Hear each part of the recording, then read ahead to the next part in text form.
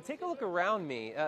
This exact spot was jam-packed with people last night, lining up to see the body of Pope Francis lying in state inside of St. Peter's Basilica. But right now, it's really thinned out. There's no line around me whatsoever, and the numbers reflect that. According to the Vatican, 50,000 people walked by the body of Pope Francis in the first 24 hours. It sounds impressive, but you compare that to John Paul II, when he died, and it was 10 times that number. 500,000 people walked by John Paul II to see his body in the first 24 hours. Now, what does that say? Why aren't as many people coming?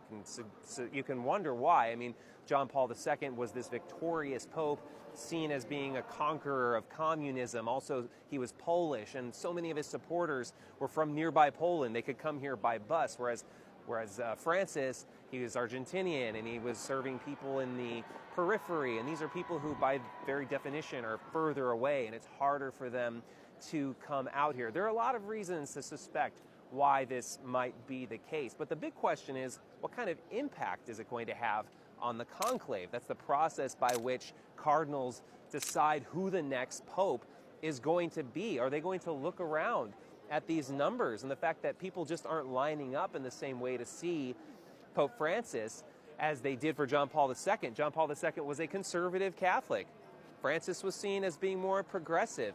Is this going to be seen as a rebuke of his policies? Are they going to look at the lack of crowds here and think maybe it's time for a change? Maybe it's time that the church is changing, and therefore we as cardinals need to make a shift as well. Only time will tell. We'll find out when that white smoke comes up over the Sistine Chapel.